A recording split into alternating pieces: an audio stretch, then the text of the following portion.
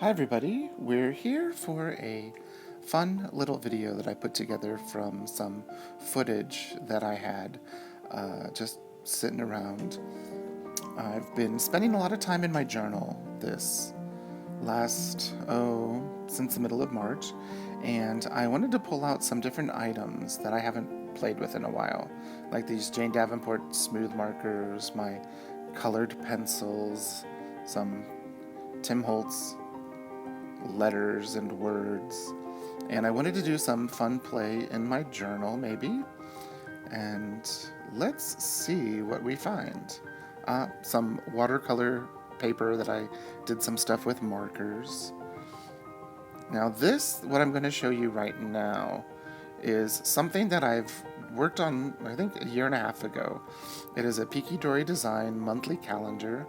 It's letter size, where you've got easy printing and it's large, and there's 4 pages of dot grid in between each month, and it's something that I will be releasing for free.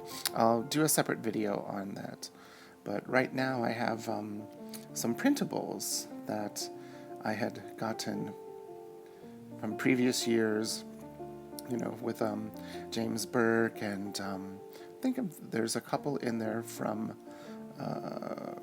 Courtney Diaz, maybe an Allie Brown in there somewhere, Shada Campbell, Cheyenne Barton, and then some other little printables that I had bought in. And so I'm going to do some playing with those, I think. We'll see. But I'm pulled out my Prismacolor markers, since I have only 2 sets of alcohol markers, the Jane Davenport and the Prismacolor, and I wanted to do some playing with them, so here we go.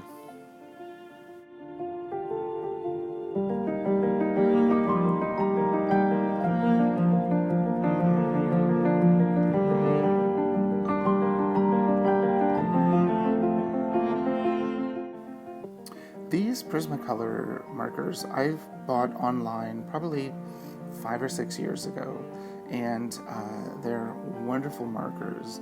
They're still very juicy, they have a lot of ink in them, and they're just a pleasure to work with. I don't own Copics, never owned a Copic, never even tried a Copic.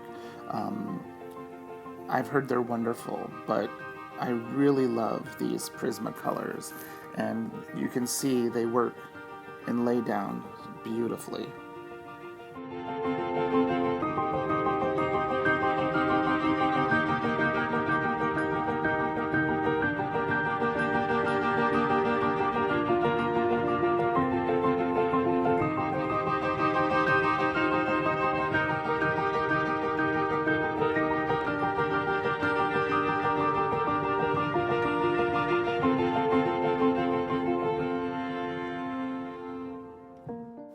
So I decided to pull out my Jane Davenport smooth markers. I haven't used them in over a year, and she's known for having a good variety of skin tones, and I just wanted to give them a try and see. I remember them being okay when I first got them, but I just wanted to see what I still think of them, since it's been a while since I've used them.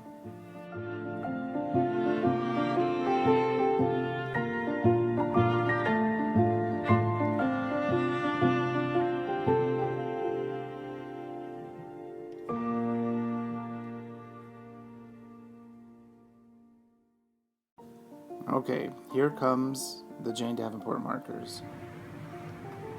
Ew, looks gross. I discovered that there was this kind of weird growth on them. I've heard sometimes that cheap alcohol markers will sometimes have this happen. And when I say cheap, I mean like Oohoo, or like some other brand where you get 100 markers for like $39. The Jane Davenport markers were not that cheap, and I was kind of surprised to see. I mean, it still worked, kind of. You can see it didn't lay down as beautiful as the Prismacolor, and I had to go over it a few times. So I pull out another one, and it has this one had even more stuff on it, and I was trying to wipe it off. And this one, you'll definitely see that it just doesn't want to work. So then I try the other side, and it had even more gunk on it. And I went, okay, throw that one away. Here's another one. It had more stuff on it. And I'm not sure if it's because of the process of making the markers. There you can see it just looks really, really nasty. I'm not sure if it's because it's an alcohol marker and the alcohol is escaping through the tip of the pen. But I've never had that happen to one of my Prismacolors, and I've had my Prismacolors years longer. I think it might have something to do with like a faulty, I don't know. It's not good, and you'll see it happens to more than 75% of the markers, the Jane Davenport markers. I've contacted the company that made them, and they said they're looking into it. I took photos and sent photos of what they looked like, and I bought them directly from them, and so they have the receipt and everything, so they know when I got them. But it was just not a good experience at all. So I decided to pull out all of the others and kind of, okay, how many of these are like this? And you can see lots of them are. And then after a while, I just stopped. I couldn't do it anymore.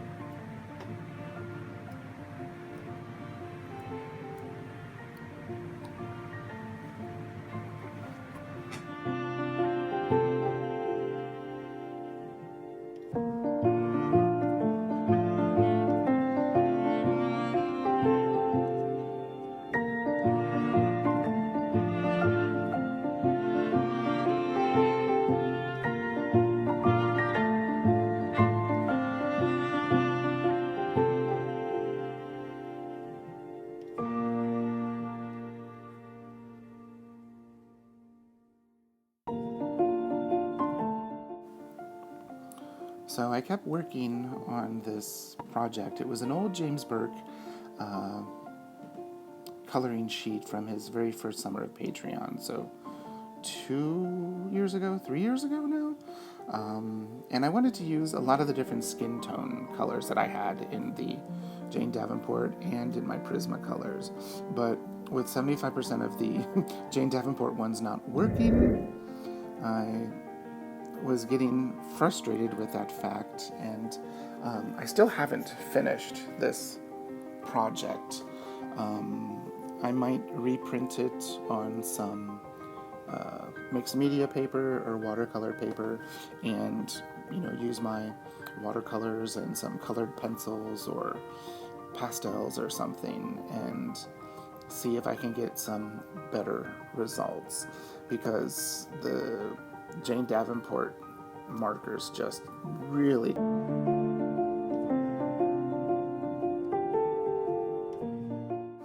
So you can see here I grab another Jane Davenport marker, and it doesn't look as bad as the others, but I was beginning to get so frustrated with the markers looking horrible and not working that well that I eventually just had enough. I just you can see me kind of peek in just a little bit to see like what is going on, what is this thing doing, and I was getting so frustrated. So eventually, I just packed everything up for the day because I was done. And here we are back the next day, and I'm thinking, okay, what are we going to do this day? And here I'm listening to Burgess Taylor. I have one of her coffee chats from Patreon and Facebook on my iPad, and I'm going through my calendar because putting what few things that I need to put in there, and I'm going to decide, okay, what are we going to do today?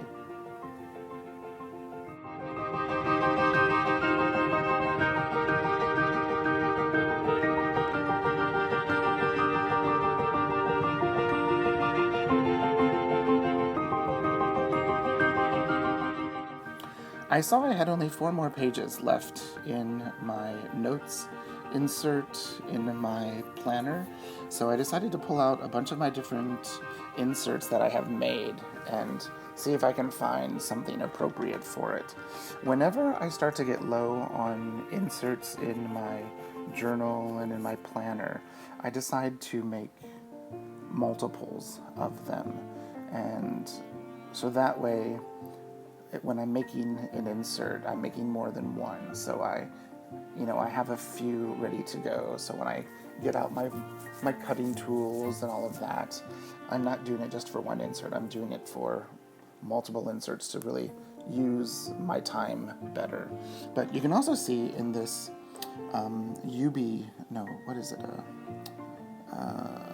in that I sometimes use it to carry my computer. It's the oh my goodness, I can't even remember the name of that brand. Heat Lab, that's it. I store a bunch of my unused inserts in there, like all these old field notes and Word notebooks. You can see that I have in there, and looking for something. I'm not sure what.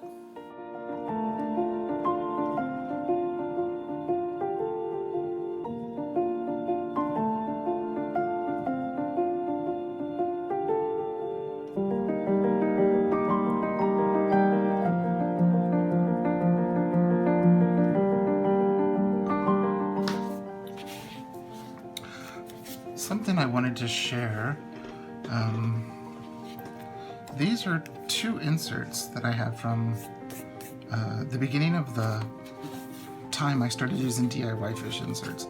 I started using them in the personal size first, and then I went and got them in the standard Midori size. I have no idea why I did that in the month of, what month was that? November of 2014. But I was using the fold-out month with this, which most people use as a meal planner and like a grocery list. And then it had a week on 2 pages with the weekly tasks. But this is also the one that had the large monthly tracker. And at that time, I was using these to for teaching and for my personal planning, but I was printing them on like a ivory paper that came from Staples, and it was a pretty paper. It was a thinner paper, but yeah.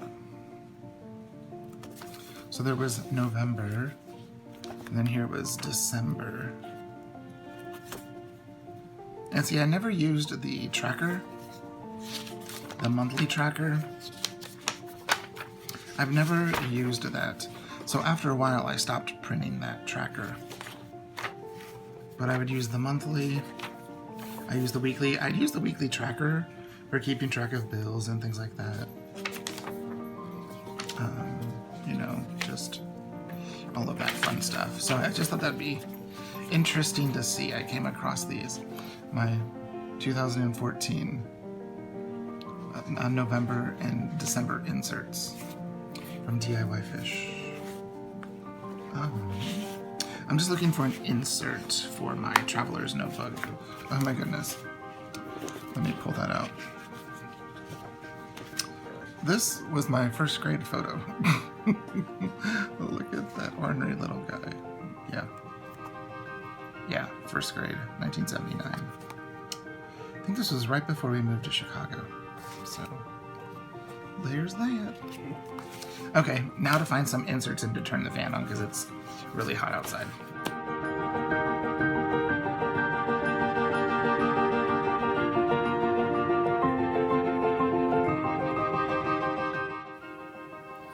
Okay, it looks like I found what I was looking for. A couple more dot grid notebooks. I think even one that I found was a grid notebook that I had printed on the Midori MD paper. And for the life of me, I can't even remember which I put in which notebook. And I know I did take one of them out, and I'm not going to put it in until I finish the previous insert. What I'm doing here is I'm putting some washi tape over the staples in the insert that I made so it won't affect the elastic that I have in there. I think that's the one that I eventually decided to take out until I'm ready for it. Also, that Muji pen, I'm almost finished with it. That's always a good sign to see. And I just showed you a few of the washi strips that I have on a laminate. Someone had asked what I was doing with that or how I did that. I just took leftover laminate sheets that didn't have anything in it, and I just cut it down to a good size, and then I decided to wrap some of my favorite washi tapes on it, and I keep that inside my pencil pouch, so I have a good selection of washi that I will use. And since I have just a little bit of it with me, I actually tend to use it. So now here I've grabbed a few of the printables that I have from different Patreons from previous years, and I actually printed them on sticker paper. I have a silhouette portrait that I use to make my own stickers, but these are actually files that I don't have a silhouette cut parameters for, and sometimes that can take a while to do, and I didn't want to do that for all of these because I just was going to print them once and then use them once. So I just grabbed my Tim Holtz scissors and started using them, but they were starting to give me a little bit of a trouble because I have the short tipped ones, and so I decided to pull out the Fiskars because they're a lot longer and they're a little bit easier to use. But then I decided to pull out my We Are Memory Keepers little ones, and those are much better for this fussy cutting sort of a stuff. And it might look like I'm good at it, and I can do it well, but it is my least favorite thing in the world to do, is to fussy cut these little things. And that's one reason why I got the silhouette, is so I wouldn't have to fussy cut all of these little things out. But I haven't used the silhouette program in about 6 or 7 months, and there's always a learning curve. So it's like, do I spend an hour or more creating the cut lines for all of these stickers, or do I spend a half an hour and cut all of the stickers out by hand? Yeah, so I decided to just suck it up, pull my scissors out, and cut away.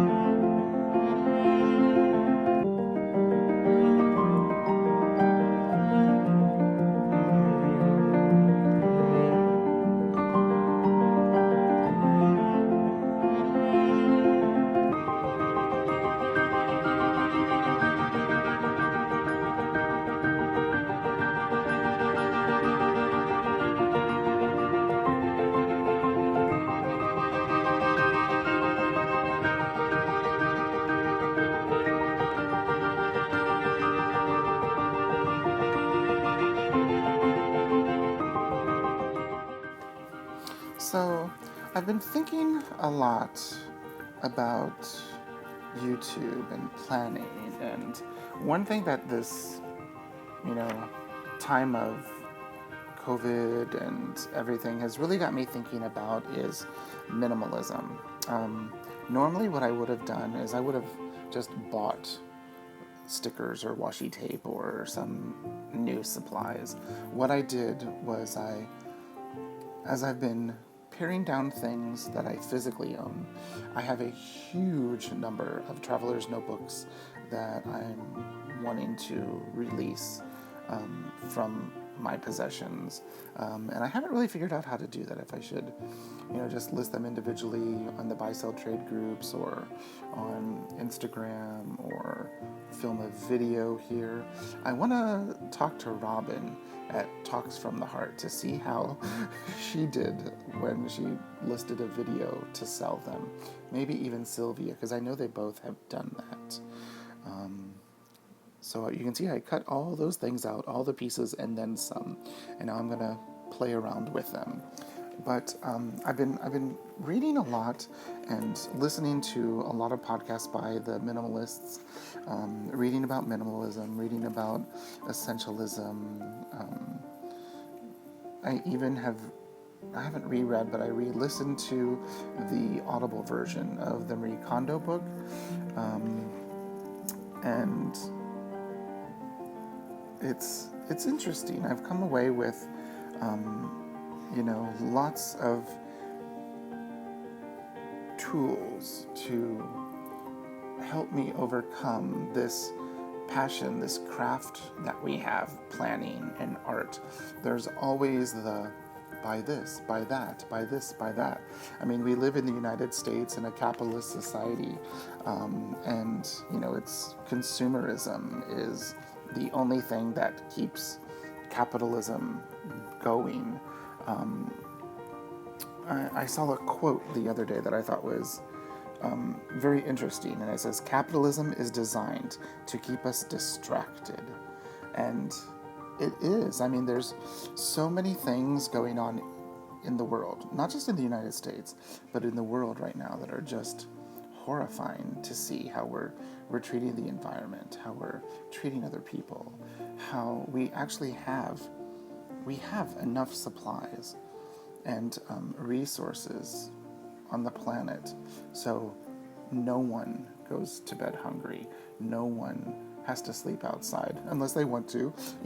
We have enough where we could help everybody, and I'm always amazed at what we do and what we don't do for our fellow man. And I've been really thinking a lot about that, and maybe that's where I was heading when I started 2 years ago on my no spend, low spend. At first, it was to, kind of see where I'm spending my money and what I'm spending my money on.